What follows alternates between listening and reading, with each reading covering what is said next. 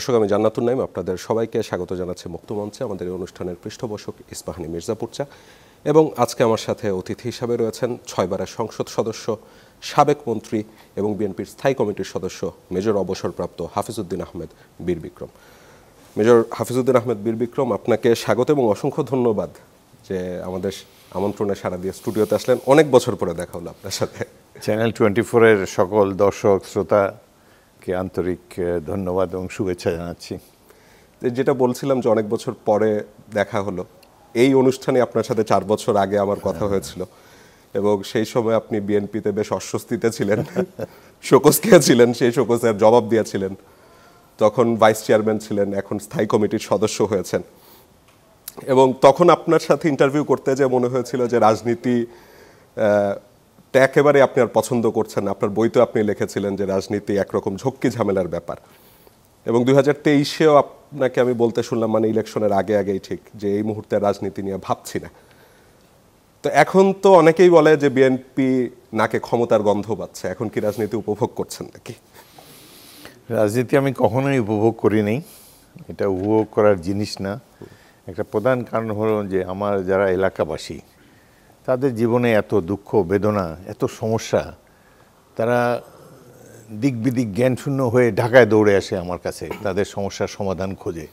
But আমি ক্ষুদ্র ব্যক্তি, এই প্রশাসনিক সমস্যাসমূহ, একজনের জমি আরেকজন দখল করে নেয়, একজনকে মিথ্যা মামলা দিয়ে আরেকজন ফাঁসিয়ে দিচ্ছে, একজন জোর করে কাছ থেকে টাকা আদায় করছে, হাজারো সমস্যা তাদের রক্ষাকর্তা কেউ নেই। তারা আমার কাছে আসে, আমিও অধিকাংশই তাদের সমাধান দিতে পারি না, কিছু কিছু পারি।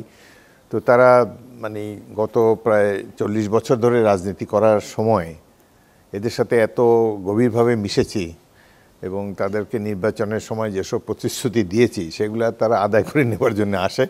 তো বাধ্য হয়ে তাদেরকে সময় দিতে হয়। আমার ফ্রি টাইম নাই বললেই চলে।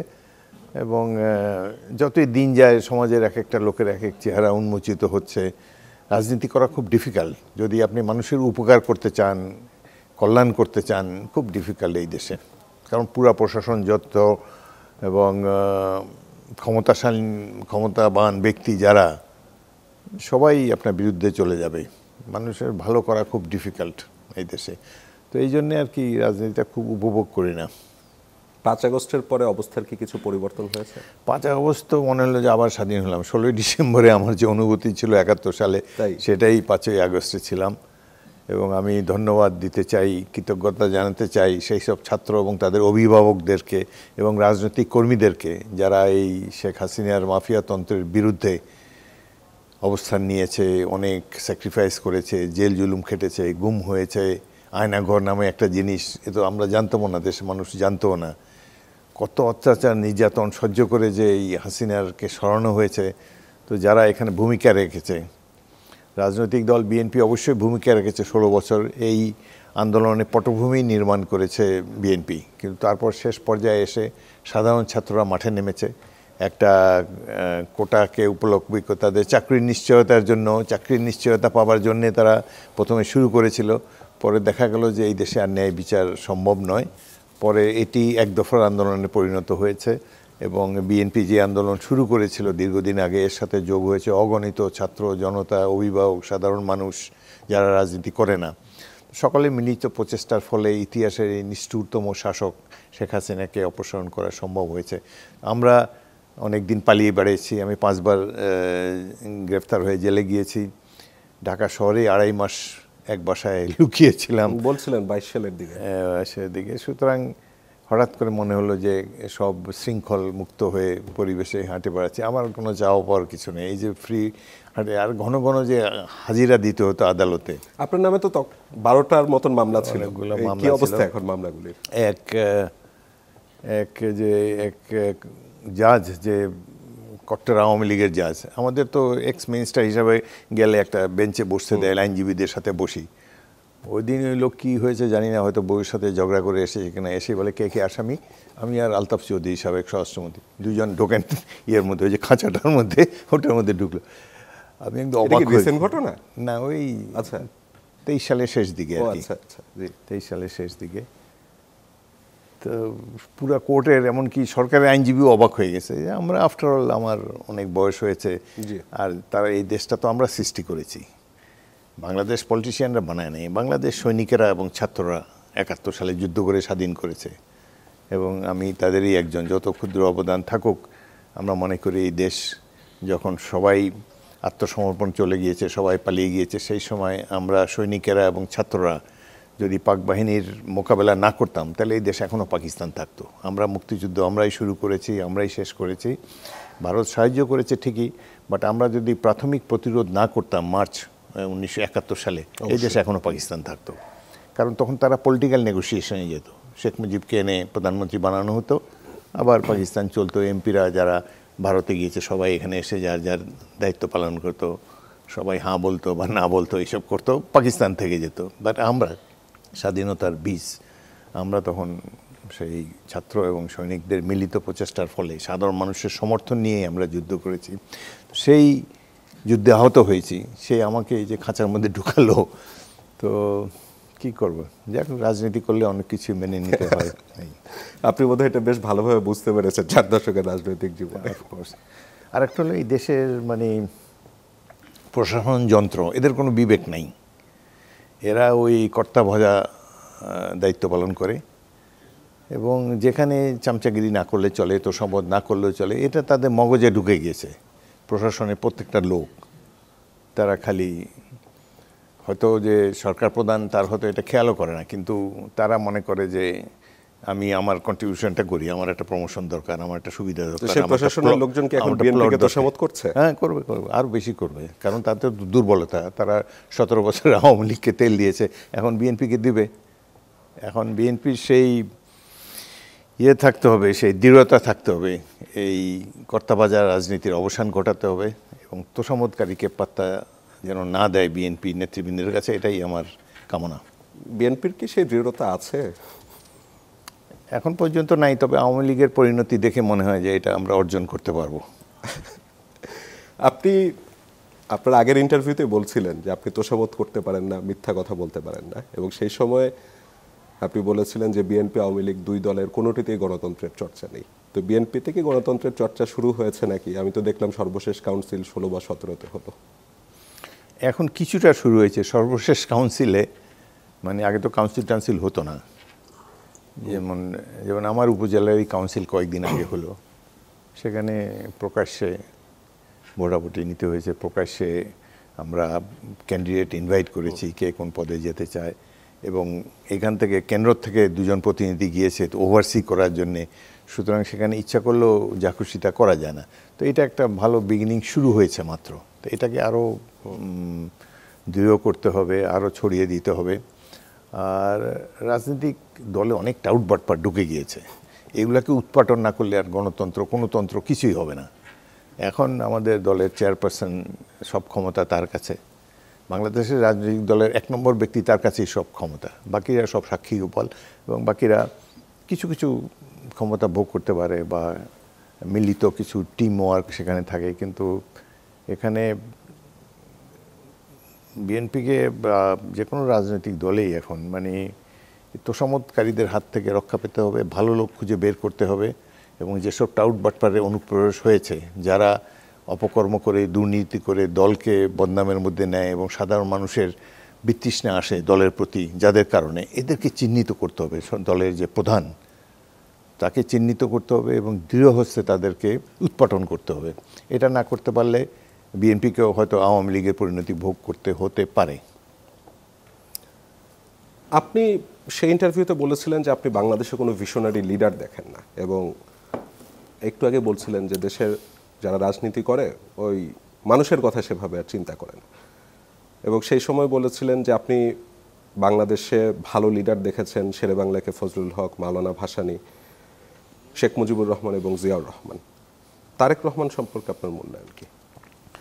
তারেক রহমান, তার সাথে তো আগে কোনো যোগাযোগ ছিল না আমার। তার সাথে আমার যোগাযোগ স্থায়ী কমিটিতে আসার পরই। প্রত্যেক সপ্তাহে আমাদের মিটিং হয়, আচ্ছা, সোমবারে। তখন তিনি স্থায়ী কমিটির সদস্যদের সাথে আলাপ করে বিভিন্ন সিদ্ধান্ত নেন এবং প্রত্যেকের সাথে আলাপ করেন। সেখানে একটা ওপেন হাউস, সবাই কথা বলতে পারে। তো এইটাতে আমার মনে হয় যে তার অনেক ম্যাচিউরিটি তার এসেছে। আগে তো তাকে এমনভাবে দেখিনি। 17 বছর আগের তারেক রহমান আর এখনকার তারেক রহমানের অনেক পরিবর্তন আমার মনে হয়। আর বিশেষ করে বিএনপি ক্ষমতায় বাইরে যাওয়ার কারণেই তো তাকেও দুর্ভোগ পোহাতে হয়েছে, আমাদের সবাইকে অনেক দুর্ভোগ পোহাতে হয়েছে। এটা তিনি উপলব্ধি করেন এবং ভবিষ্যতে যাতে আর কোনো তার উপরে নির্যাতন না হয় কিংবা তাকে দেশ ছেড়ে যেতে না বাধ্য করা না হয়, তারা নিজেরাই এত সাফার করেছে যে এখন আশা করি তারা কি করলে ভালো হবে, কি করলে দলের প্রতি জনগণের সমর্থন বজায় থাকবে, এটি তারা নিশ্চয়ই উপলব্ধি করেন। তাকে আমি পরিবর্তিত মানুষ হিসাবেই দেখছি, তার অনেক ম্যাচুরিটি এসছে এখন। তিনি দেশে ফিরবেন কবে? সবাই জিজ্ঞাসা করে, আমিও জিজ্ঞাসা করি, কেউ উত্তর দিতে নির্বাচন ঘোষণা করলে তারপরে, মানে তারিখ এখন সময় এসছে, এখন যে কোনো সময় আসতে হবে, তারিখটা ঘোষণা করলে। আর তার একটা মামলা রয়েছে, ওই যে মামলাতে কোর্ট খালাস দিয়েছে কিন্তু সরকার আপিল করেছে, তো সেই জন্য তার মনেও সন্দেহ আছে যে এই সময় কেন আপিল হল, বাকি সবাই ছুটে গেল, সবাই মুক্তি পেল, তার ব্যাপারে কেন আবার একটু লেজ লাগিয়ে রাখলো, এই কারণে তার মনেও হয়তো একটু সন্দেহ এসেছে। তবে শীঘ্রই তিনি আসবেন। এখন তো তিনি অলরেডি মুক্ত মানুষের মতোই কথাবার্তা বলছেন, আসছেন, এবং মনে হয় যে আমেরিকান রাষ্ট্রদূত তার সাথে দেখা করেছেন, অর্থাৎ তারা ধরে নিয়েছে যে তিনি ভবিষ্যৎ প্রধানমন্ত্রী। সুতরাং এখন আর তার ভয় পাওয়ার কোনো কারণ নেই, তার যত শীঘ্র সম্ভব দেশে চলে আসা উচিত। জনাব হাফিজ, আপনি মানে এর আগে যখন বিএনপি নেতাদের সাথে কথা হতো, আপনার সাথেও যখন কথা হয়েছিল, একটা অবর্ণনীয় দুঃসহ যন্ত্রণা আপনাদের 16-17 বছরে, সেই সময় জুলাই মাসে এসেও কি ভেবেছিলেন যে আওয়ামী লীগ সরকার পড়ে যাবে? পড়ে যাবে ভাবছিলাম, তবে এই যে 1 মাসের মধ্যে পড়ে যাবে এটা ভাবি নাই। আমি মনে করেছি আরও হয়তো 6 মাস 1 বছর লাগতে পারে। কিন্তু বাংলাদেশের জনগণের যে অসীম শক্তি আছে এটা আমরা ভুলেই গিয়েছিলাম 71-এর পর। 71-এ আমরা যুদ্ধ করেছিলাম, যেমন আমার অধীনে 600 ছাত্র ছিলাম, ইস্ট বেঙ্গল রেজিমেন্টের 200, আর আমি ভর্তি করেছি 600-কে, তাদেরকে ট্রেনিং দিয়েছি 1.5 মাসের। এই 800 জনের কমান্ডার ছিলাম আমি, ব্যাটালিয়ন কমান্ডার হিসাবে প্রথম দিকে। তো তখন আমাদের হাতে অস্ত্র ছিল, পাকিস্তানিদের হাতে অস্ত্র ছিল। ছাত্র যাদেরকে ট্রেনিং দিয়েছি তারা একটা অস্ত্র নিয়েই পাকিস্তানিদের মোকাবেলা করেছে। কিন্তু এই যে জুলাই আগস্টের যে অভ্যুত্থান, সেখানে তো তারা নিরস্ত্র। আবু সাঈদ যেভাবে নিরস্ত্র হয়ে বুক চিতিয়ে যেভাবে রাইফেলের সামনে, উদ্ধত সঙ্গিনের সামনে বুক পেতে দিয়েছে, এটা আমাদের জাতির অনেক গর্বের বিষয়। পৃথিবীর অনেক জাতি এরকম গর্ব করতে পারবে না। আমেরিকা, রাশিয়া, জার্মানি, এদের অনেক টাকা পয়সা থাকতে পারে, কিন্তু নিরস্ত্র মানুষ গুলি করলেও সরে না, এবং দেশে গণতন্ত্র প্রতিষ্ঠার জন্যে, ন্যায় প্রতিষ্ঠার জন্যে হাসতে হাসতে জীবন দিচ্ছে একটা দরিদ্র বাংলাদেশের মানুষ, এটা অকল্পনীয়। এটা নিয়ে আমি খুবই গর্ববোধ করি। সেই সময় সেনাবাহিনীরও কিছু ভূমিকা ছিল, এবং আপনার যে বইটি গৌরবের 71 রক্তাক্ত 75, সেখানে আপনি এক জায়গায় বলেছিলেন যে nothing like army, what a way of life. এবং সেই সময় যখন আগের ইন্টারভিউতে আপনাকে প্রশ্ন করেছিলাম যে আপনি কি এখন মনে করেন নাকি সেনাবাহিনীর লোকজন সেই গর্ববোধ করতে পারে, আপনি বলেছিলেন না, পারে না। তো এই 5 আগস্টের সময়টাতে, তার আগে এবং পরে, বাংলাদেশ সেনাবাহিনীর ভূমিকাকে আপনি কিভাবে দেখেন?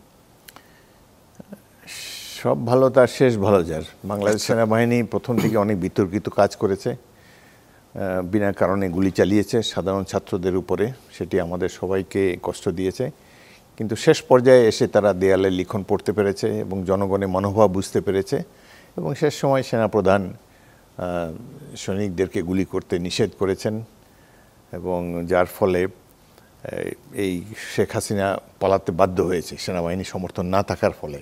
তো এই ভূমিকা পালনের জন্য আমি সেনাবাহিনীকে ধন্যবাদ জানাতে চাই, এবং এটা সেনাপ্রধান করতে বাধ্য হয়েছেন তরুণ অফিসারদের এবং সাধারণ সৈনিকদের প্রেশারের কারণে।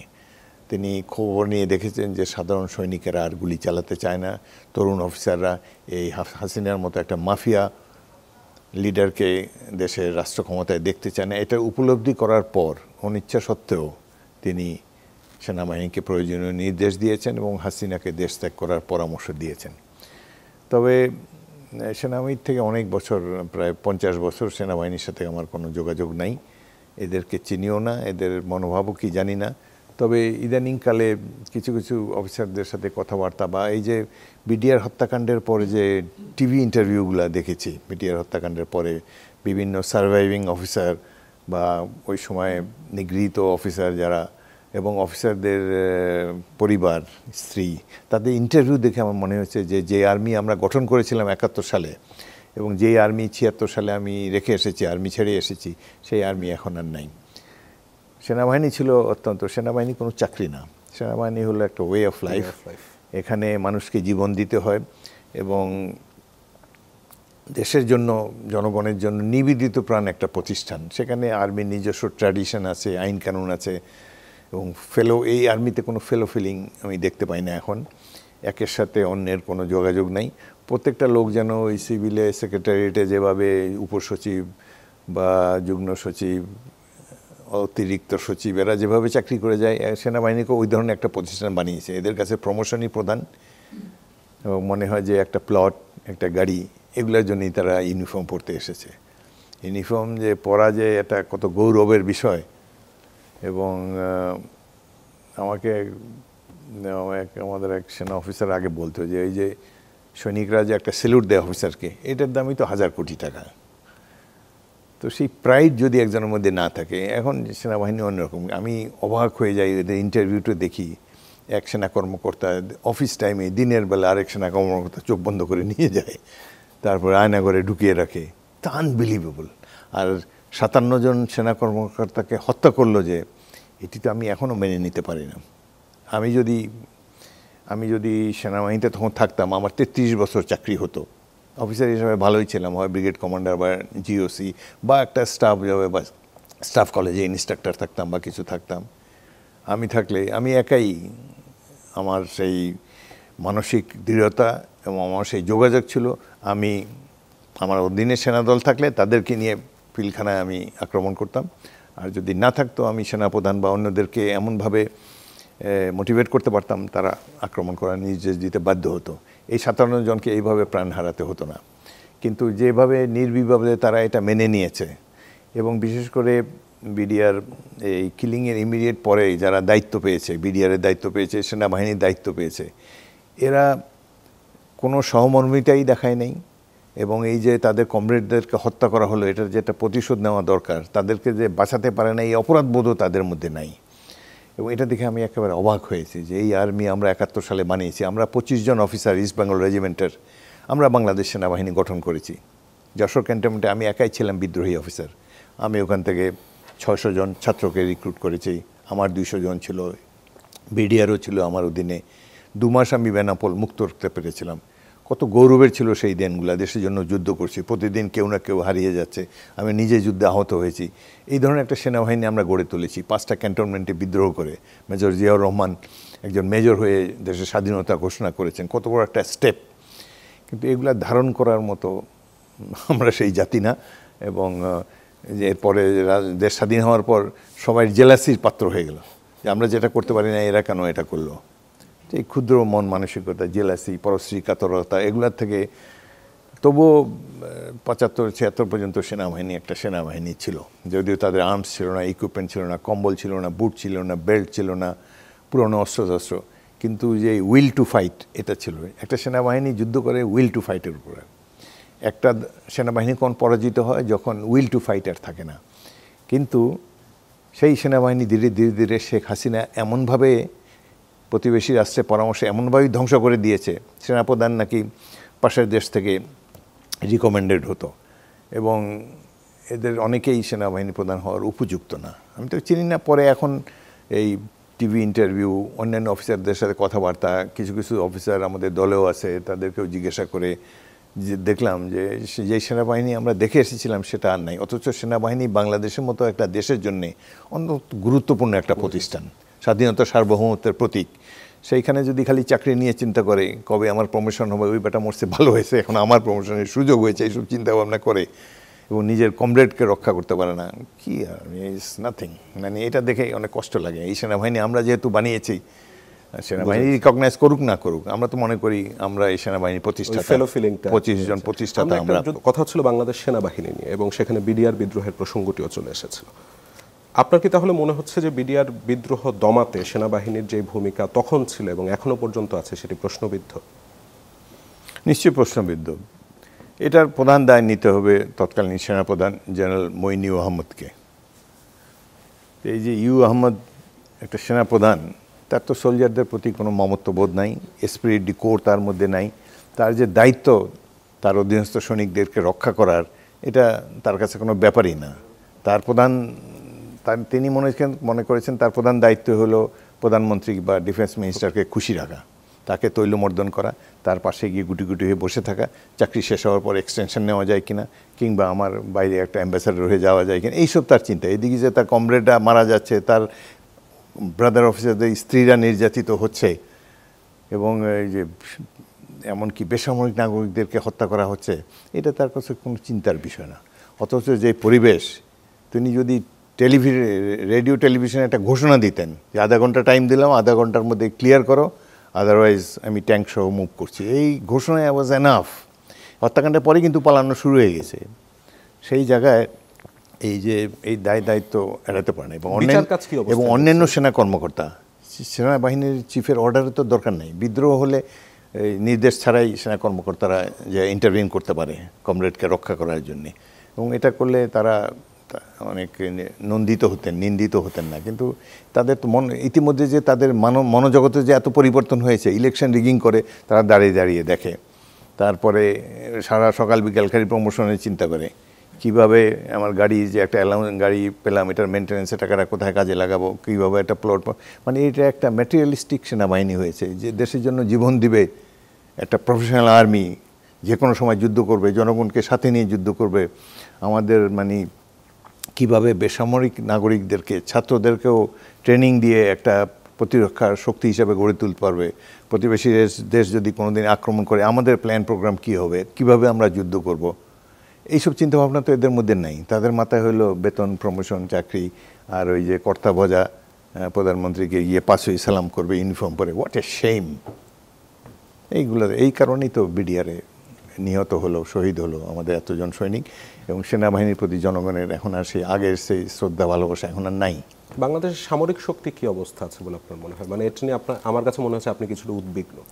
বাংলাদেশ সামরিক শক্তি ওই যে যুদ্ধ করবে, তো সেনাবাহিনী যুদ্ধ করে তার মানসিক শক্তির উপরে উইল টু ফাইট আছে কিনা, সেই উইল টু ফাইট এদের মধ্যে নাই। আর দ্বিতীয়ত মানে তাদের ট্রেনিংও নাই। তারা যদি সারাদিন খালি সেক্রেটারিয়েটে গিয়ে ওই ছাত্রদেরকে সরায়, কিংবা ওখানে যে ব্রিজ বানায়, কিংবা ওখানে কারফিউ বলবৎ করে, এইসব ফালতু কাজের মধ্যে যদি থাকে, তো যুদ্ধ করবে কখন? তাদের এটা ট্রেনিংয়ে থাকতে হবে। প্রত্যেকটা মানে আর্মি তো খুব সিরিয়াস ব্যাপার, তো মানুষের জীবন নিয়ে খেলা। প্রতিবেশী রাষ্ট্র আমাদের চেয়ে অনেক শক্তিধর, তাদের মোকাবেলা করতে হলে আমাদেরকে ওয়েল ট্রেন্ড হতে হবে, এবং জনগণের সাথে এত একাত্ম হতে হবে যাতে করে কেউ এই ধরনের আক্রমণ করার চিন্তাই না করে। এবং বিশেষ করে আমাদের যে তরুণ সমাজ আছে, এই ছাত্রদেরকে, যেমন আমাদের এখন যে ন্যাশনাল আর্মি থাকা উচিত, অন্যান্য দেশে যেরকম গিয়ে সবাই 1 বছর বা 2 বছর সার্ভ করে, আমাদেরও এরকম থাকা উচিত। এবং ছাত্রদেরকে বছরে অন্তত 1 মাস সামরিক ট্রেনিং দেওয়া উচিত, কীভাবে অস্ত্র চালাতে হয়, বেসিক মিলিটারি ট্রেনিং তাদেরকে দেওয়া উচিত, যাতে করে আমাদের পুরো জাতিটাই যেন একটা সেনাবাহিনী হয়ে যায়। ইসরায়েলে যেরকম আছে, ইসরায়েলে জাস্ট রেডিওতে একটা গান বাজলে বা অন্য কোনো ধরনের অনুষ্ঠান হলেই তখন যারা কনসার্ন সোলজার তারা জানে যে সে হয়তো ধান লাগাচ্ছে বা চাষবাস করছে, চট করে সে ওই কাজ বন্ধ করে এসে সে জানে কোথায় যেতে হবে, কাছে গিয়ে একটা ট্যাঙ্ক ইউনিটে গিয়ে ইউনিফর্ম পরে নেমে গেল। আমাদেরও এই ধরনের থাকতে হবে, কারণ আমাদেরকে পেয়ে বসছে সবাই। কিন্তু বাঙালি তো সাহসী, পেয়ে বসেছে ভারত। মিয়ানমার 6 কোটি লোকের দেশ, আমরা 18 কোটি লোকের দেশ। তারা যদি আমাদের দিকে চোখ রাঙায়, তারা এসে আমাদের অস্ত্রশস্ত্র সেই নিয়ে যায়, দখল করে ফেলে, তো আমরা কি জন্য রেখেছি এই সেনাবাহিনী? সুতরাং এখন মানে একটা আক্রমণাত্মক মনোভাবের একটা সেনাবাহিনী দরকার, ফাইটিং, যারা যুদ্ধ করবে, come what may will fight it out, এই ধরনের মনোভাব যারা থাকতে হবে। সেনাপ্রধান হতে হবে প্রফেশনাল না। একটা হলো সেনাবাহিনী প্রধান কী হবে? সেনাবাহিনী যদি একটা মানে ভোদাই মার্কা অফিসার হয়, যার কোনো নেই, ক্যারিয়ার নেই, কিছু নেই, চাকরি বাকরি নেই, সবাই জানে যে এটা তদবির করে আত্মীয় বলে সেই জায়গায় আসছে। সুতরাং সেনাবাহিনী প্রফেসর মানে তার প্রতি যেন পুরো সেনাবাহিনী আস্থা থাকে যে is our best officer, say professionally solid, সাহসী মানুষ, যুদ্ধ করবে, তার কাছে কোনো ব্যাপারই না। এই ধরনের এলিমেন্ট থাকবে। আগে আমাদের সেনাবাহিনীতে অনেক ছিল এরকম। 2 দিন আগে আমার এই যুদ্ধের সময়ের আমার কলিগ, একসময় commanding officer lieutenant colonel Ziauddin Bir Uttom, তিনি শহীদ হয়েছেন এই 5 তারিখে। তিনি মৃত্যুবরণ করেছেন, দীর্ঘদিন অসুস্থ ছিলেন। 5 তারিখে তিনি ঢাকা ব্রিগেডের কমান্ডার ছিলেন। হঠাৎ করে একদিন চিঠি লিখলেন প্রধানমন্ত্রীকে শেখ মুজিবুর রহমানের মতো প্রধানমন্ত্রীকে যে আপনি ভারতের সাথে যে চুক্তি করেছেন সেই চুক্তি প্রকাশ করুন এবং চুক্তি বাতিল করুন। This was none of his business. তিনি একটা ব্রিগেড কমান্ডার, সেনাবাহিনীর তার উপরে অনেক অফিসার আছে, কিন্তু এই যে তাদের স্পিরিট, দেশের জন্য যুদ্ধ করেছে, আমরা তো আমাদের সার্বভৌমত্ব তো কম্প্রোমাইজ করতে পারি না কারোর সাথে, এটা চিন্তা করে তিনি ওই ধরনের একটা চিঠি লিখেছেন, ডিসমিস করে গিয়েছেন। তিনি এক কাপড়ে একটা ছোট ব্যাগ নিয়ে, আমি তাকে এই কমলাপুর রেল স্টেশনে নামিয়ে দিয়েছি, তিনিও ওখান থেকে বাড়ি গিয়েছেন। কিছুদিন পরে সর্বহারা পার্টিতে জয়েন করেছেন। কিন্তু এই যে একটা স্পিরিট, তার কাজ আমি সমর্থন করি না। উনি সেনাবাহিনীতে থাকলে সেনাবাহিনী প্রধান হতেন, মিলিটারি একাডেমিতে আমাদের ইনস্ট্রাক্টর ছিলেন। হি ওয়াজ অ্যান আউটস্ট্যান্ডিং অফিসার, সবচেয়ে ভালো অফিসার ছিল সেনাবাহিনীর। যুদ্ধের সময় তো আমরা একই সাথে যুদ্ধ করেছি। আমি প্রথমে একটা ব্যাটালিয়ন কমান্ডার ছিলাম, পরে উনি পাকিস্তান থেকে পালিয়ে আসার পরে ব্যাটালিয়নের কমান্ড তার কাছে হস্তান্তর করেছি, এবং যুদ্ধের সময় তিনি সাহস দেখিয়েছেন। এই ধরনের, এই হলো আর্মি। এরা দেশের জন্য, বাংলাদেশের মানুষের জন্য জীবন দিবে। এ সোলজার মানে একটা চাইনিজ সোলজার তার যে ইয়েতে লিখেছে, ফেসবুকে দেখলাম, খুব মজার একটা ইন্টারেস্টিং ইয়ে। সে তার শেষ ইচ্ছাটা লিখেছে ফ্রন্ট লাইনের সোলজারে, যুদ্ধরত অবস্থায়, যে সে লিখেছে, ওটার ইংরেজি ট্রান্সলেশন হলো, if I die in war zone, box me up and send home, tell mom, put the medals on my chest, tell mom I did my best. এবং ভাইকে বলল যে আমার যে সাইকেলটা, এখন তুমি একক মালিক। বোনকে বলল যে মনে করো আমি দীর্ঘ ঘুমের মধ্যে আছি, আমার জন্য চিন্তা করবো না। আর সবচেয়ে ইন্টারেস্টিং এবং সবচেয়ে সিগনিফিক্যান্ট কথা সে লাস্টে বলেছে, tell my countryman not to cry as I am a soldier born to die. সুতরাং আর্মিতে যে যাবে, is a soldier born to die. সে বসে বসে খালি চাকরি, বেতন, গাড়ি এইগুলোর যদি হিসাব করে, তো আর্মি চলবে কীভাবে? সেই জন্যই তো মিয়ানমার আমাদের উপর চোখ রাঙায়। এবং সব কিছুর জন্য দায়ী আমাদের leadership. We are very poor leadership. এতদিন এই 17 বছর শেখ হাসিনা বসে বসে খালি টাকা কামিয়েছে, উত্তরায় প্লট নিয়েছে, 1 টাকায় গণভবন নিয়েছে, কোথায় কী আছে লুটপাট করার খালি সুযোগ করেছে। আর দেশে পুলিশ বাহিনীকে দিয়ে খালি মানুষ হত্যা করেছে, বিএনপিকে হত্যা করেছে, অমুককে হত্যা করেছে। তো এইরকম একটা বিশ্রী পরিস্থিতির মধ্যে ছিলাম। এখন আমরা মুক্তি পেয়েছি। এখন যদি আবার চায়, নেতৃত্ব যদি চায়, দেশে জনগণ যদি চায়, তাহলে একটা ভালো একটা নেতৃত্ব যদি আবার আসে, তাহলে আবার আমরা ঘুরে দাঁড়াতে পারবো। নাহলে এই চাকর বাকর তোষামতকারীদের দেশ হয়েই থাকবো। আমি একটু 24 নির্বাচনের আগের সময়টাতে চলে যেতে চাচ্ছিলাম। সেই সময় আপনি একটি নতুন দল করছেন, কিংস পার্টি করছেন, সেখানে বিএনপির অনেকে যোগ দিচ্ছে, এমন একটা খবর চাউট ছিল। এবং পরবর্তীতে আপনি সংবাদ সম্মেলন করে বিষয়টি পরিষ্কার করেছিলেন যে আপনি বিএনপিতে থাকছেন, অন্য কিছু করছেন না। কিন্তু ঘটনা তো সত্য। আপনাকে তো নিশ্চয়ই প্রস্তাব দেওয়া হয়েছিল, মাথায় তো নিশ্চয়ই কিছু চিন্তা ছিল। কি হয়েছিল ওই সময়টা? আমি তো নিজেই বলেছি যে বিএনপি যেভাবে চলছিল তখন, এটাতে আমি সন্তুষ্ট ছিলাম না। আমাকে এই 11টি কারণ দর্শানোর নোটিশ দেওয়া হয়েছে, মানে 11টি কারণ দেখিয়ে আমাকে শোকজ করা হয়েছে, যেগুলো কোনোটাই সত্যি না। তো নানা কারণে আমি ভেবেছিলাম রাজনীতি ছেড়ে দেব। আবার সে বিএনপিরই কিছু কিছু সাবেক এমপি তারা আমাকে বলেছে যে আসেন আমরা, তারাও আমার মতো ডিসস্যাটিসফাইড ছিল যে আমরা নতুন একটা দল করি। তো এই সুযোগ সরকার নিয়েছে। সরকার প্রধান চেষ্টা করেছেন তার লোকজনের মাধ্যমে আমি যাতে নতুন একটা পার্টি করি, সেই দলের চেয়ারম্যান হই, নির্বাচন করি। আমি গভীরভাবে চিন্তা করেছি। পরে দেখলাম যে না, এগুলো করলে ভালো হবে না। 1 নম্বর হলো বেগম জিয়া আমার খুবই প্রিয় মানুষ, আমার কমান্ডারের স্ত্রী, জেনারেল জিয়াউর রহমানের স্ত্রী। তার সাথে বহু আগে 2nd লেফটেন্যান্ট থেকে তার সাথে পরিচয়, তিনি এখনও জীবিত আছেন।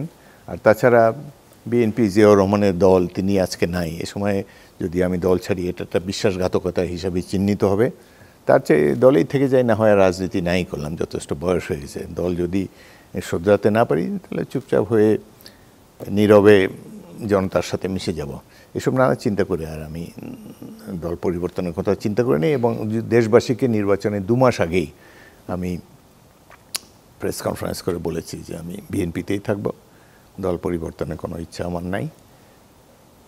তবে এখন দলে গণতন্ত্রের চর্চা মাত্র শুরু হয়েছে, যেটা আমার প্রধান দুঃখবোধ ছিল। দলে গণতন্ত্র নেই, এখন গণতন্ত্রের চর্চা শুরু হয়েছে। আরেকটা হলো যে শেখ হাসিনা দুঃশাসনের হাত থেকে তো জাতি মুক্ত হয়েছে। এখন বিএনপি যদি জনগণ তাকে দায়িত্ব দেয়, তাহলে বিএনপির জন্য একটা সুবর্ণ সুযোগ, তারা এই দেশকে ঠিক করার জন্য। দেশে অ্যানোমালি এত বেশি, হাসিনা তো প্রত্যেকটা প্রতিষ্ঠান ধ্বংস করে গিয়েছে। সেই জায়গায় জিয়াউর রহমানের দল হিসাবে বিএনপি সততা ন্যায়পরায়ণতার একটা আদর্শ স্থাপন করবে, দেশের স্বাধীনতা সার্বভৌমত্বকে আরও দৃঢ়ভাবে প্রতিষ্ঠিত করবে, এটা আমরা আশা করি। এবং সাধারণ মানুষের যে দুঃখ, প্রতিদিনকার নানা জীবনের যে দুঃখ, এই চাঁদাবাজি, অত্যাচার, নিপীড়ন এগুলোর থেকে মুক্তি দেবে বলে আমরা আশা করি। সুতরাং বিএনপিকে যদি জনগণ দায়িত্ব দেয়, তাকে একটা ঐতিহাসিক রোল প্লে করতে হবে এবং বাংলাদেশ নামক রাষ্ট্র থেকে মজবুতভাবে পৃথিবীর বুকে স্থাপিত করতে হবে। বিএনপি কি সেই রোলটা প্লে করতে পারবে? মানে বিএনপি এখনো পর্যন্ত ক্ষমতায় নেই। এই সময় আমরা দেখলাম যে রাজনৈতিক সহিংসতার গেল 10-11 মাসে যতগুলো ঘটনা ঘটেছে তার 3/4 বিএনপির নেতাকর্মীদের মাধ্যমে হয়েছে, তাদের অন্তর্কোন্দলে হয়েছে। চাঁদাবাজির যেসব অভিযোগ আসছে তার একটা বড় অংশ বিএনপির বিভিন্ন পর্যায়ের নেতাকর্মীরা করছে। এবং এনসিপি যে দলটি রয়েছে তাদের প্রধান নাহিদ ইসলামও বলেছেন যে বিএনপি হয়ে গেছে চাঁদাবাজদের একটা দল। এবং বিএনপির সংস্কার নিয়েও মনে হচ্ছে যে একরকমের অ্যালার্জি আছে। তো এই অবস্থায় বিএনপি ক্ষমতায় যে কি পরিবর্তন করবে? বিএনপি চাঁদাবাজি যেটা হয় কিছু কিছু যে করে না তাই নয়, তবে অনেক অতিরঞ্জিতভাবে প্রকাশ পায়।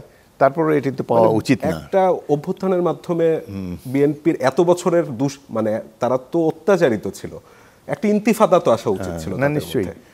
সেদিক দিয়ে তো আমি নিজেও মনে করি কিছুটা হতাশ। তবে রাষ্ট্র ক্ষমতা গেলে হয়তো এটা তখন, এখন তো পুলিশ কারো কথা শোনে না, বিএনপিরও কথা শোনে না, চাঁদাবাজদের সাথেই তাদের হয়তো সক্ষম। তারা তো ইচ্ছা করলে অ্যাকশন নিতে পারে। তো বিএনপি তো কাউকে রক্ষা করার জন্য যাবে না। আমাদের চেয়ারপারসন তো বলেছে যে অপরাধী হলে তার বিচার পুলিশ করুক, আমাদের কোনো আপত্তি নেই, আমরা কাউকে ছোটাবার জন্য যাব না। কিন্তু সেই ধরনের পুলিশ বাহিনী তো পুরোই নষ্ট হয়ে গিয়েছে, যার ফলে তাদের আর কোনো ভালো কোনো প্রতিষেধমূলক বা প্রতিষেধকমূলক কোনো ব্যবস্থা তারা নিতে পারবে বলে মনে হয় না। এই যে একটা বছর চলে গেল, এই এক বছরে এই নিরপেক্ষ সরকারের প্রধান কাজ হওয়া উচিত ছিল পুলিশ বাহিনীর সংস্কার। পুলিশ বাহিনী এই যে 17 বছর অত্যাচার, নির্যাতন, নিরীহ মানুষকে, ছাত্রদেরকে গুলি করে হত্যা করেছে, কোনো ব্যবস্থাই তো তাদের বিরুদ্ধে নেওয়া হয় নাই। এদের একটা বিরাট অংশকে লক স্টক অ্যান্ড ব্যারেল সোজা বাড়ি পাঠিয়ে দেওয়া উচিত ছিল। এবং এই 6 মাস ট্রেনিং দিলে একটা পুলিশ ফোর্স রেইজ করা যায়, ভালো একটা পুলিশ ফোর্স রেইজ করা যায়। এই 6 মাস ট্রেনিং দিয়ে আদর্শ কিছু হয়তো ছাত্র বা কিছু কোনো দলটল না দেখে নির্দলীয় কিন্তু নিরপেক্ষ ভালো কিছু ছাত্রদেরকে ট্রেনিং দিয়ে পুলিশ অফিসার বানিয়ে ওদেরকে দিয়ে এই রাষ্ট্রটা ঠিক করা যেত। এই এক বছরে এই কাজটা করতে পারলে এটা হওয়া উচিত ছিল তাদের প্রধান কাজ, যেটা তারা করতে পারেনি। তবে আর যে এনসিপি যে কথা বলছে, এনসিপির কথা আমরা খুব গুরুত্ব দিতাম। এদের প্রতি আমার নিজের একটা ব্যক্তিগত দুর্বলতা আছে তাদের প্রতি। তারা এই মাখিয়া সরকার পরিবর্তনে গুরুত্বপূর্ণ ভূমিকা রেখেছে, কিন্তু তারা যে এইভাবে নষ্ট হয়ে যাবে এটা কখনো কল্পনা করে নেই। এটার জন্য প্রধানত প্রফেসর ইউনূসকে আমি দায়ী করবো, যিনি তাদেরকে কেন এই উপদেষ্টা পরিষদে ঢোকালেন। এই যে 23-24 বছরের ছেলেকে মন্ত্রী পদে ঢুকিয়ে দিয়ে তাদেরকে নষ্ট করে দিলেন। তারা তাদের বাবাকে কন্ট্রাক্টর বানিয়েছে, এপিএসগুলাকে চাঁদাবাজ বানিয়েছে, নানান ধরনের কাজ করেছে। এটা তারা যদি বাইরে থাকতো, তাদের দলটা অনেক মজবুত থাকতো, এরাই বাংলাদেশের ভবিষ্যৎ হতে পারতো। বিএনপি যদি কোনো কারণে কখনো ব্যর্থ হয়, এরাই হয়তো সেই এই অবস্থান, সেই শূন্যস্থান পূরণ করতে পারতো। কিন্তু এখন জনগণ তাদের উপর থেকে সকল এদের এই এক বছরের কর্মকাণ্ডে এদের উপরে জনগণের এখন আর আস্থা নেই। সুতরাং এটা বাংলাদেশের জন্য একটা ক্ষতি হলো। এটা অনেকে মনে করতে হতো বিএনপি তো ভালোই হলো না, এটা ভালো হওয়ার দরকার নেই। বিএনপি এমনিতেই জনপ্রিয় দল, কিন্তু আরও 2-1টা জনপ্রিয় দল দরকার। এবং এনসিপির মধ্যে সেই ছিল, তারা আফটারঅল একটা সরকার পতনে গুরুত্বপূর্ণ ভূমিকা রেখেছে। তারা যেইভাবে এই ক্ষমতার গন্ধ পাওয়ার সাথে সাথে যেই ব্যবসায়ীদের কাছে আত্মসমর্পণ করলো, তাদের কাছ থেকে পাজেরো গাড়ি, এই গাড়ি সেই গাড়ি নিল, তাদের কাছ থেকে অফিস নিল, তাদের কাছ থেকে অর্থ সাহায্য নিল, তাদের টাকা হেলিকপ্টারে ঘুরে বেড়াচ্ছে, এটা তো কোনো প্রয়োজন ছিল না।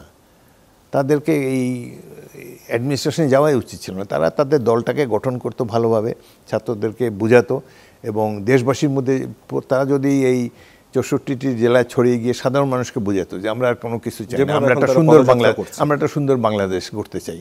কিন্তু তারা এই বিভিন্ন ধরনের দুর্নীতিবাজ ব্যবসায়ীদের সাথে মিলে তাদের অর্থ আনুকূল্য নিয়ে তারপর জনগণকে বুঝাবে, এটা জনগণ এটা অ্যাকসেপ্ট করবে না। তার মানে বিএনপি বুঝতে পারছে যে সুষ্ঠু গণতন্ত্রের জন্য একটি শক্তিশালী বিরোধী দল দরকার এবং বিএনপির নিজেকে তো অনেক করতে হবে, সংশোধন করতে হবে নিজেদেরকে। আমাদের মতো বিএনপির প্রত্যেকটি নেতা কর্মীকে গভীর রাতে ঘুমানোর আগে একটা প্রতিজ্ঞা করতে হবে যে আমরা আর কোনো দুর্নীতি করব না, দেশ আমাদের কাছে সবার সেটা উপরে। নিশ্চয়ই সম্ভব না। না, কেন সম্ভব না? তারা তো এই 17 বছর অনেক সাফার করেছে। বিএনপি যত নেতাকর্মী নিহত হয়েছে, গুম হয়েছে, এখন অর্জন করতে যাচ্ছে বেশি, যে 17 বছর তো সবকিছুর থেকে বঞ্চিত ছিলাম। বঞ্চিত হলে তবুও তাদের এই যে সাফারিং, এটা এখন অনেক কিছুই তারেক রহমানের উপর নির্ভর করে। তাকে এই যে পুরানো ধ্যান ধারণা ছেড়ে দিয়ে বা যেভাবে এতদিন রাজনৈতিক দলটি চলেছে, নতুনভাবে নতুন রাজনীতি শুরু করতে হবে, নতুন বাংলাদেশের রাজনীতি। জনাব হাফিজ, বিএনপি যে বলছেন যে একটা শক্তিশালী বিরোধী দলের প্রয়োজনীয়তা অনুভব করে এবং সুষ্ঠু গণতন্ত্রের স্বার্থে তা হয়তো দরকার, অবশ্যই দরকার, তাহলে বিএনপি পিআর পদ্ধতি চায় না কেন? মানে চেক অ্যান্ড ব্যালেন্স তো সেখানে হবে, অন্তত উচ্চ কক্ষে তো চাইতে পারে। এই পিআর হলো বিদেশি কনসেপ্ট। বাংলাদেশের জনগণ নিম্ন কক্ষে মানলাম, উচ্চ কক্ষে আপনি বাংলাদেশের গ্রামে গঞ্জে, মেঘনা নদীর পাড়ে, তিস্তা নদীর পাড়ে একেবারে হতদরিদ্র যে মানুষ, যার একটাই মাত্র প্রাইড যে সে একজন ভোটার, সে ভোটটা দেওয়াই তার একমাত্র, এবং সে ভোটটা দেওয়ার সময় অনেক চিন্তা ভাবনা করে দেয়। বাংলাদেশের যতগুলো নির্বাচন হয়েছে, সাধারণ মানুষ কখনো ভোট করে না, ভুল করে না। তারা দেখে শুনে অ্যাভেলেবল ক্যান্ডিডেটদের মধ্যে বেস্ট ক্যান্ডিডেটকে বা বেস্ট অ্যাভেলেবল পার্টিকে তারা নির্বাচিত করে। কিন্তু এখন সেই মেঘনাপাড়ের সেই দরিদ্র কৃষক, সে তো ইভিএমও যেমন বোঝে না, তার পক্ষে মুশকিল। একইভাবে তিনি যখন ভোট দিতে যাবেন, যদি দেখেন কোনো প্রার্থী নাই, কোনো একটা মার্কাকে আম মার্কা বা জাম মার্কায় ভোট দিতে হবে, তাহলে তিনি কার কাছে যাবেন বিপদে? সেটা নিম্ন কক্ষতে আমি মানলাম যে সেখানে প্রার্থী থাকবে, কিন্তু উচ্চ কক্ষতে সমস্যাটা। উচ্চ পক্ষের কোনো, আমি আমার ব্যক্তিগত মতটা বলি, উচ্চ পক্ষের কোনো দরকার নেই বাংলাদেশে। এটা দেশটা তো বাংলাদেশ। এখানে এই যে 1 বছর ধরে তো একটা অন্তর্বর্তীকালীন সরকার তো 1 বছর পার করেছে। কি সংস্কার তারা করেছে? সমাজ দেখে কোন ক্ষতটি তারা নিরাময় করেছে, কোন ক্ষতে তারা ওষুধ দিতে পেরেছে। পুলিশ যে আইন শৃঙ্খলা পরিস্থিতিকে ধসিয়ে দিয়েছে, তো পুলিশের তো কিছুই করতে পারেনি, বিচার বিভাগেরও কিছু করতে পারেনি। মানে কোথাও আমি তো দেখি না তাদের কোনো অ্যাচিভমেন্ট, আমি দেখি না। কিন্তু তার মানে এটা খুব কঠিন। তারা নিশ্চয়ই চেষ্টা করেছে, তারা সিনসিয়ার। যাদেরকে উপদেষ্টা পরিষদে নেওয়া আছে, এদের অধিকাংশই জ্ঞানীগুণী লোক, তাদের অভিজ্ঞতা না থাকা সত্ত্বেও। কিন্তু এটা বিয়ন্ড দেয়ার ক্যাপাসিটি। তারা এই দেশে সংস্কার করবে, এটা সম্ভব না। এটা একমাত্র নির্বাচিত সরকার পারে। তো তারা এটা করতে পারে নাই, কারণ এটা কঠিন কাজ। সুতরাং এখন যদি খুব ডিটারমাইন্ড একটা গ্রুপ বা ভালো লোকের সমাহার আছে, এমন ব্যক্তিরা ছাড়া নিয়ত ঠিক না থাকলে এই দেশটা ঠিক করা খুব মুশকিল এখন। তার মানে এখন সবকিছু যে কেন্দ্রীভূত হবে বিএনপির শীর্ষ নেতৃত্বের ঘাড়ে। একদম অ্যাবসলিউটলি। কারণ আমরা তো অভ্যস্তই এই ধরনের, মানে যদিও উনি এখন বিএনপি একটা টিম লিডারশিপ আছে, তিনি প্রত্যেকটা স্থায়ী কমিটির সাথে পরামর্শ করে প্রত্যেকটা সিদ্ধান্ত নেন, নিজে থেকে খুব একটা চাপিয়ে দিতে আমি দেখি নাই।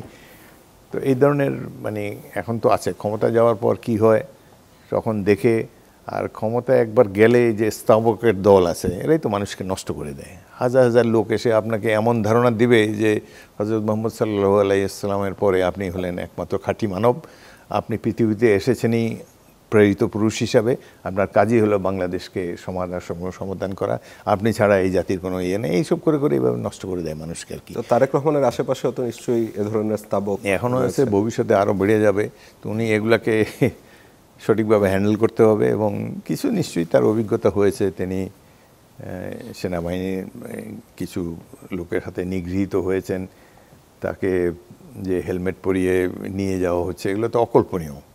জিয়া রহমানের ছেলে, খালেদা জিয়ার ছেলে, তার এইভাবে নিগ্রহের শিকার হবেন, এটা তো আশা করা যায় না। সুতরাং তার নিশ্চয়ই বোধোদয় হবে, এবং নিশ্চয়ই এত 18 কোটি মানুষের আশা আকাঙ্ক্ষা তার দিকে তাকিয়ে আছে দেশ।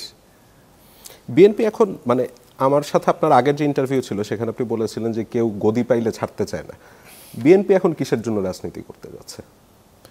গদিতে যাওয়া। বাংলাদেশের প্রত্যেকটি রাজনৈতিক দলের প্রধান লক্ষ্য হচ্ছে ক্ষমতায় যাওয়া। দোষেরও কিছু নেই, দোষের কোনো কিছু নেই। রাজনৈতিক দল তাই করবে। জনকল্যাণ করতে হলে তো রাষ্ট্র ক্ষমতায় যেতে হবে। সেটা ক্ষমতার সেই চেক অ্যান্ড ব্যালেন্সটা নিশ্চিত করার জন্য বিএনপি কি করছে?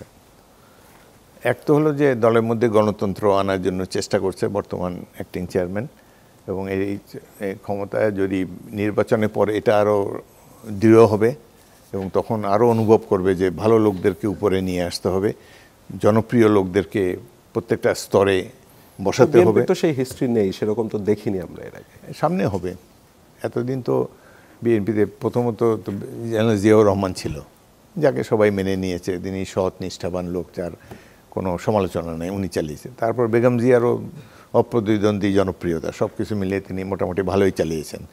ভালো মন্ত্রিসভা তখন ভালো ছিল, সাইফুর রহমানের মতো একজন লোক ছিল, তিনি অর্থনীতিকে দৃঢ়হস্তে নিয়ন্ত্রণ করেছেন। দেখেন বিএনপির নেতারা কত সাইফুর রহমানের সাহেব গেছে, ব্যাংক দেন, ব্যাংক খোলা দেন, না কোনো ব্যাংকের দরকার নেই। এই আওয়ামী লীগ সরকার কতগুলো ব্যাংক দিয়েছে, মেঘনা bank, Jamuna bank, Madhumati bank, খালি চোরের ব্যাংক, চোর চোর চোর। সাইফুর রহমান সাহেব তো দেন নেই। সুতরাং এই ধরনের মানে দৃঢ় মনোভাব সম্পন্ন দেশপ্রেমিক লোক দরকার, যারা হু নোজ দেয়ার জব, এবং জনকল্যাণ যাদের মনের প্রথম, তাদের সব কর্মকাণ্ডের ভিত্তি হলো, লক্ষ্য হলো জনকল্যাণ সাধন। সেটা যদি করতে পারে বিএনপি ভালো। আর এখন তো নির্বাচনও তো, এখন রাজনৈতিক দলগুলোর ক্ষমতার সংখ্যা কেটেছে নাকি? মানে না, সংখ্যা কাটে নেই। কারণ কেন? একটি রাজনৈতিক দল যারা স্বাধীনতা যুদ্ধের সময় বিরোধিতা করেছে, এখন এই যে পিআর ইস্যুটা এনেছে, এটার কোনো প্রয়োজন নেই। সাধারণ মানুষকে জিজ্ঞাসা করেন, তারা একজন ব্যক্তিকে চায় তাদের এলাকার প্রতিনিধি হিসাবে, যার কাছে সুখে দুঃখে যেতে পারে। আর উচ্চকক্ষের, আমি তো বললাম, আমার ধারণা হলো, যদিও আমার দল থেকে আমরা উচ্চকক্ষ চেয়েছি, বাট এটা আজকে আমি যা কিছু কথা আমি বলছি সেটা হলো আমার ব্যক্তিগত মত। আচ্ছা, এখানে এই উচ্চকক্ষের কোনো প্রয়োজন নেই, কারণ উচ্চকক্ষ হয় ফেডারেল সিস্টেম। আমি তো রাষ্ট্রবিজ্ঞানের ছাত্র। আমাদের রাষ্ট্রটা হলো ইউনিটারি সিস্টেমে। ফেডারেল রাষ্ট্র হলে প্রভিন্স থাকলে প্রভিন্সের রিপ্রেজেন্টেটিভরা এসে তারা উচ্চকক্ষ গঠন করে। তো আমাদের দেশে সেই পরিস্থিতি নেই। 1 ঘন্টা হেলিকপ্টারে যে কোনো জায়গায় যেতে পারেন, বাংলাদেশে ছোট্ট একটা দেশ, এবং সেখানে এটার কোনো প্রয়োজন। আর এটাতে যে অর্থ ব্যয় হবে, পরামর্শ দিবে অর্থ ব্যয় ভালো পরামর্শ দিবে না। এদের কাজই হলো এসে কিভাবে বাধাগ্রস্ত করা যায়। নিম্নকক্ষ যেটা পাশ করবে, উচ্চকক্ষ সেখানে বাধা দিবে। এটাতে একটু চেক অ্যান্ড ব্যালেন্সও থাকলো। বাংলাদেশে এটা কাজ করে না। বাংলাদেশে যারা রাজনৈতিক দলগুলোর কি নিয়ত ঠিক আছে? সুতরাং এই দেশে যারাই প্রতিনিধি হয়ে যায়, এরাদের তো উচ্চকক্ষ তো দল নির্বাচিত করবে তাদেরকে। পাবলিক, জনগণ নির্বাচিত করলে তার মধ্যে কিছু বেসিক ভালো জিনিস পাওয়া যাবে, কিন্তু দল নির্বাচন করলে অনেক সময় ক্ষমতারও কুক্ষিগত হয়ে যাবে।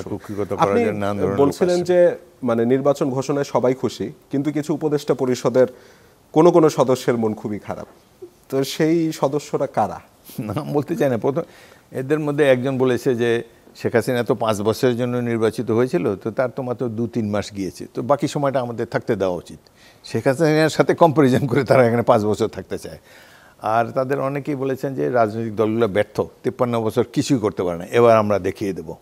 তো কি দেখিয়েছেন? তো আমরা সবাই দেখলাম, যারা এই সংগ্রামে আহত হয়েছে তাদের চিকিৎসাটা পর্যন্ত দিতে পারে না এই সরকার। স্বাস্থ্যমন্ত্রী কোনদিন কোনো হাসপাতাল ভিজিট করছে? আপনার কি মনে হয়েছিল একটা জাতীয় সরকার হলে ভালো হতো? জাতীয় সরকার হলে দল থেকে তো রাজি হয়নি। জাতীয় সরকার দরকার নেই, সেটা নির্বাচনের মাধ্যমে সরকার গঠন করাই ভালো। অনির্বাচিত সরকার, সেটা জাতীয় সরকার বলেন যাই বলেন, এরা দেশের মানুষের 1-11 কোনো সম্ভাবনা দেখেন এখন? 1-11 সম্ভাবনা না, আমি দেখি না। কারণ নির্বাচন নিয়ে সেনাপ্রধান তো যাই হোক শেষ সময় তিনি কারেক্ট স্টেপ নিয়েছেন।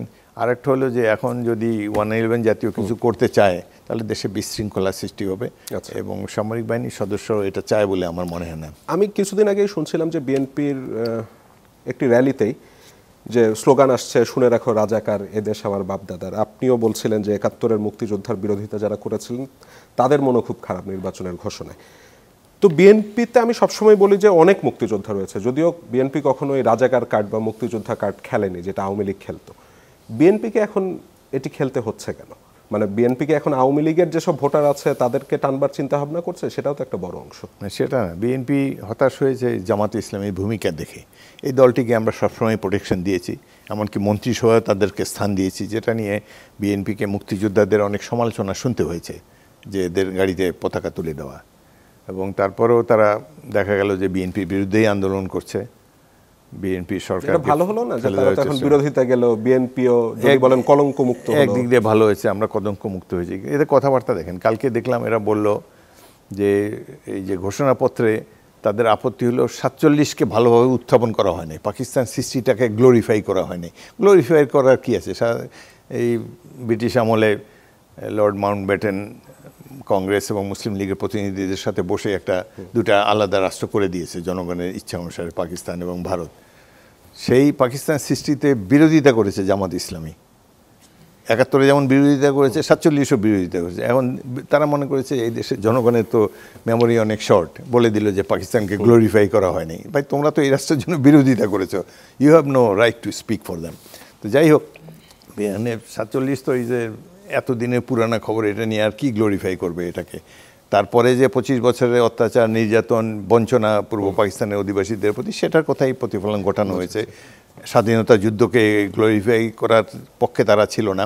এই সরকারের মধ্যে স্বাধীনতা বিরোধীদের কিছু অনুপ্রবেশ আমরা লক্ষ্য করতে পারি, স্পেসিফিক্যালি কারা এটা বলা মুশকিল, কিন্তু ইতিমধ্যেই স্বাধীনতার বিরোধিতা করে এসে এই ধরনের দলের কিছু কিছু প্রভাবশালী আমলারা অলরেডি প্রতিষ্ঠিত হয়ে গিয়েছেন। আপনার কি মনে হয় মেজর হাফিজ এই বিষয়গুলো আওয়ামী লীগের পুনর্বাসনে সহায়ক হবে? মানে আমি বিবিসির একটি প্রতিবেদন দেখছিলাম, বলছে যে রাজনৈতিক দলগুলোর মধ্যে কোন্দল যত বাড়বে এবং এই ধরনের দক্ষিণ পন্থার উত্থান যত বাড়বে, তত আওয়ামী লীগের পুনর্বাসন সহজ হয়ে যাবে। আওয়ামী লীগের পুনর্বাসন এখন আর সম্ভব না। আওয়ামী লীগ এমনই ভাবে নিজেদেরকে পচিয়ে গিয়েছে, এত নিষ্ঠুর কর্মকাণ্ড চালিয়েছে, এদেরকে দেশের জনগণ কখনো মেনে নেবে না। আরেকটা জিনিস হলো এই যে তাদের ভোটাররা না, এখন বর্তমান যে রাজনৈতিক দলগুলো, এদের মধ্যে কোন্দল নাই, এক ব্যাপারে তারা সবাই একমত, মাফিয়া ঠেকাও, আওয়ামী লীগ ঠেকাও। এই কথা, এই স্লোগান যখন কেউ দেবে, আওয়ামী লীগ ঠেকানো যখন প্রয়োজন হবে, দল মত নির্বিশেষে সকল রাজনৈতিক দল মাঠে এসে নামবে। সুতরাং আওয়ামী লীগের আর পুনর্বাসিত হওয়ার কোনো সুযোগ নেই। আর যেটা নিজেদের মধ্যে যেটা যে পিআর হবে না, সংখ্যানুপাতিক হবে না, আসন ভিত্তিক হবে, এগুলো হলো তত্ত্বগত আলোচনা। এগুলোতে ঐক্য বিনষ্ট হওয়ার কোনো সম্ভাবনা দেখছি না আমি। আগামী নির্বাচনে অংশ নিচ্ছেন নাকি? ইনশাআল্লাহ। এই সামনের, মানে আমরা তো এখন নির্বাচন নিয়ে অনেক কথা বলছি এবং নির্বাচনী ব্যবস্থা ধ্বংস করে দেওয়ার জন্য আওয়ামী লীগকে বারবার দায়ী করছি, কিন্তু এই দায় কি বিএনপিরও কিছুটা নিতে হবে না? কারণ 93-তে তাদের যে উপনির্বাচন হয়েছিল মিরপুরে, এরপর মাগুরার উপনির্বাচন, 96-তে আপনারা ক্ষমতা ছাড়তে চাননি, 2001-এও মানে তত্ত্বাবধায়ক সরকারের নিজেদের লোক রাখবার জন্য বিচারপতির বয়স সীমায় বাড়িয়ে দিলেন। মানে বিএনপি কি শুরু করেছিল না নির্বাচনী ব্যবস্থা ধ্বংস করবার কাজটা? কিছু ভুল তো করেছেই, তবে এগুলো হলো লঘু অপরাধ। আর কঠিন অপরাধ তো বিএনপি বিএনপির ওই যে মাগুরাটা করার কোনো দরকার ছিল না। এটা অতি উৎসাহী গ্রাউন্ড লেভেলে কর্মীরা হয়তো করে ফেলেছে, সর্বোচ্চ পর্যায় থেকে এটা নির্দেশ দেওয়া হয়নি, এটা করার ঠিক হয় নাই। তারপরে বাকি যে বিএনপি যেভাবে 96 সালে নির্বাচনে 15 ফেব্রুয়ারি নির্বাচনের পর ক্ষমতা হস্তান্তর করেছে, এটা আওয়ামী লীগ কোনোদিন করতো না। এইভাবে আওয়ামী লীগ যদি ভোটের মাধ্যমে বসতে পারে, হ্যাঁ, বিএনপি তো চাপে পড়ে করেছে, ইচ্ছা করলে থাকতে পারতো। হাসিনা যেভাবে মানুষ মেরে করেছে, তখন তো এত ছিল না, সেনাবাহিনী বিএনপির নিয়ন্ত্রণে ছিল এবং ইচ্ছা করলে তারা থাকতে পারতো সেইভাবে। কিন্তু বেগম জিয়া এক কথার মানুষ, তিনি যখন বলেছেন তত্ত্বাবধায়ক সরকার ব্যবস্থা পুনর্বাসিত করবেন, সেটার জন্য ইলেকশনটা হয়েছে। একটা মাত্র সেশন, এক রাত্র মাত্র কেটেছে, এক রাতের যে অধিবেশন, সেখানে তিনি তার প্রতিশ্রুতি পালন করে ক্ষমতা হস্তান্তর করেছেন। এটা আওয়ামী লীগ করতো না ডেফিনেটলি। আপনি আমার সাথে লাস্ট ইন্টারভিউতে বলেছিলেন যে মামলা বাণিজ্যে আওয়ামী লীগ সরকারকে একটা নোবেল দেওয়া উচিত। এরপরে গেল 10-11 মাসে দেখলাম যে বিএনপির লোকজনও পিছিয়ে নেই, প্রচুর মামলা করছে, মামলা বাণিজ্য করছে।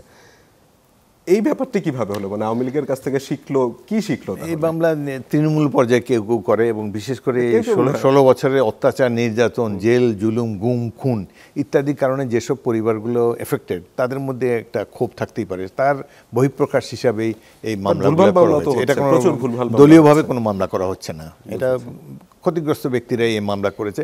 এবং আওয়ামী লীগকে একটা শিক্ষা দেওয়া দরকার। তারা যেইভাবে এসব মানুষজনকে, নিরীহ লোকদেরকে যেভাবে সাফার করেছে। একটা দৃশ্য আমার এখনও মনে পড়ে, গাজীপুর বা এই এলাকায় একটা ছাত্র জেল থেকে নিয়ে আসছে তাকে, তার বাবার জানাজায় পায়ে ডান্ডাবড়ি, বাবার জানাজায় শরিক হয়েছে ডান্ডাবড়ি পড়ে।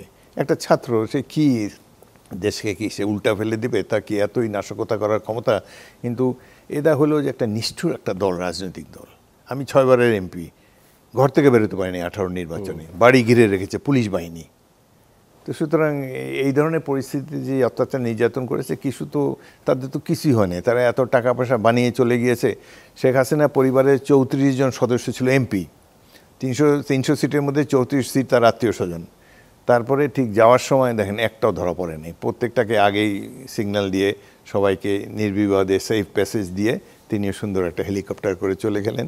বেচারা গরিব আওয়ামী লীগেরগুলো, যেগুলো বেশি টাকা বানাতে পারে নাই, ওরাই ময়দানে আছে, মন্ত্রী শান্ত্রী সবই পলাতক হয়েছেন। এটা নিয়ে একটা কাহিনী, মানে ইতিহাসে এদের তো জানি না এদের যে কর্মকাণ্ডগুলো ইতিহাসে রেকর্ডেড হবে কিনা, যেই অত্যাচার নির্যাতন 16-17 বছর তারা করেছে, এটা সারা পৃথিবীব্যাপী ছড়িয়ে দেওয়া উচিত যে দেখো নিষ্ঠুরতা কাকে বলে, কিভাবে বিরোধী দলকে দমন করতে হয়, কিভাবে লুটপাট করতে হয়, কিভাবে মানি লন্ডারিং করতে হয়।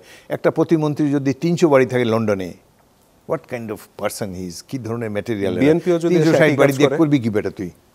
মেজর হাফিজ, বিএনপিও যদি এসে একই কাজ করে, বিএনপিও তো শিক্ষা, তাহলে আওয়ামী লীগের যে ভাগ্য সেটাই বরণ করতে হবে। তবে বিএনপি এটা করবে না, এই শিক্ষা চোখের সামনে, ভেরি রিসেন্ট হাইপোথেটিক্যাল একটা না কথা বললেন। সবাই জানের ভয় আছে, তো সবাই জানের ভয় আছে, নানা রকম ইয়ে আছে, এরকম করবে শেষ না। একটা বিএনপি ভদ্রলোকের দল, BNP will not do this, আমি যা মনে করি। আচ্ছা, না আপনি হয়তো করবেন না, কেউ কেউ তো নিশ্চয়ই করবে না, করলেও বিএনপি কিছু করবে, বাট এইরকম আওয়ামী লীগ যেরকম করছে এই লেভেলে যাবে না। শেষ একটা ব্যাপার জানতে চাচ্ছিলাম, মানে দেশের আইন শৃঙ্খলা পরিস্থিতি নাজুক বলা যেতেই পারে নিশ্চয়ই। বিচার ব্যবস্থা আপনি বলছেন যে সংস্কার হয় না, পুলিশ বাহিনী সংস্কার হয়নি, মানে অনেক কিছুই, প্রতিষ্ঠানগুলিও একটা হযবরল অবস্থায় রয়েছে। এমন একটা অবস্থায় বিএনপি ক্ষমতায় এসে কয়দিন থাকতে পারবে বলে আপনার ধারণা?